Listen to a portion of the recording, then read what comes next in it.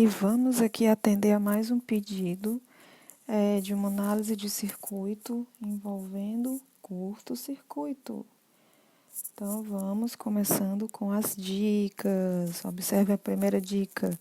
Sempre analise os potenciais elétricos. Gente, é tão importante isso, porque se você já consegue identificar os potenciais da fonte e identificar qual os pontos que eles estão conectados em relação à resistência, ou um resistor, ou lâmpadas, né? Então, observe, ó, o ponto B da fonte, ele se conecta a um fio e a gente sabe que esse fio carrega o mesmo potencial elétrico. Então, eu posso colocar aí, ó, em vários lugares o ponto B como potencial elétrico que está conectado à nossa fonte. Então, a gente já observa aí que o ponto B, tá? Ele é conectado ao 12 ohms diretamente. Então, observe, ó, o ponto B da fonte vai diretamente ao 12 ohms. E o que eu estou colocando agora, gente, é só uma análise da lei dos nós. Porque se eu já identifiquei o potencial elétrico, eu posso sim aplicar a lei dos nós para identificar por onde a corrente em cada linha irá passar. Então, a gente observa aí, ó, a corrente de entrada I, na hora que ela atingir o nó, ela vai se dividir em I1 e I2, e a gente observa que a corrente I1 vai seguir o caminho do potencial B. Então, ó, ela não irá passar pelos resistores ou resistências de 5 ohms e 8 ohms. Por isso que se você já identificar inicialmente os potenciais elétricos e depois tentar perceber por onde a corrente irá passar, você vai observar que nessa situação aqui, nesse caso, a corrente I de entrada vai ter a corrente I de saída e a corrente I2, que passa pela resistência de 4 ohms, ela se junta com o I1, se soma no final para voltar a ser a corrente I, que é a corrente da fonte, observando que as resistências 5 não vai funcionar e a de 8 ohms também não. Então, a gente vai ter aí essas duas resistências eliminadas desse circuito. Não vai fazer parte do cálculo para resistência equivalente. Então, bem simples nessa análise.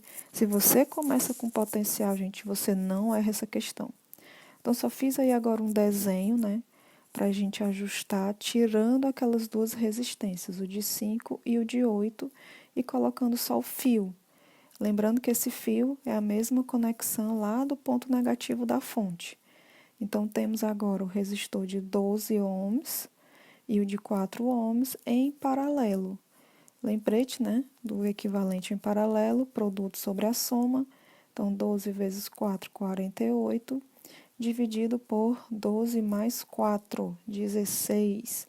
Então, a gente vai ter um equivalente para esses dois resistores em paralelo de 3 ohms. Bem simples, né, gente? Tranquilo? Tranquilo até aí? Continuando. Para finalizar, vamos desenhar o equivalente desses dois em paralelo, que deu 3 ohms. E a gente observa que esse resistor de 3 ohms vai ficar em série com o resistor de 2 ohms. E um circuito totalmente em série conectado à fonte, né?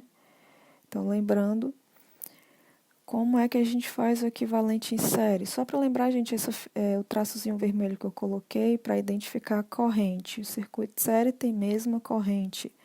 Então, fazendo a soma do equivalente, vai ficar 2 mais 3, 5. Lembrando que é série, tá, gente? Por isso que eu fiz a soma. Resistência equivalente em série é só somar.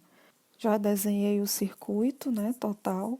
E fiz aí como se fosse uma fonte de 50 volts, tá?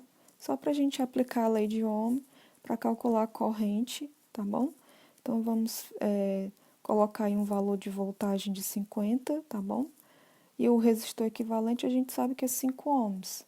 Então, aplicando a lei de Ohm, a famosa URI, né? Vamos analisar aí a corrente. Esse U é a DDP, 50 volts. Resistência equivalente a gente calculou, 5 ohms. Então, vamos ter uma corrente de 10 amperes, ok? Eu vou fazer mais um vídeo, tá? Próximo vídeo também vai ser sobre a lei dos nós, também analisando o curto-circuito. Meu muito obrigada por ter assistido até aqui. Tenho minhas redes sociais, meu Instagram, @professora_Mônica Begugel. Deixe aí o seu like, seus comentários, se inscrevam no canal. Meu TikTok, @MônicaBegugel, tá bom? Qualquer coisa, só pedir mais vídeo, se inscreva no canal, que é o mais importante, tá bom? E deixe seu like. Obrigada!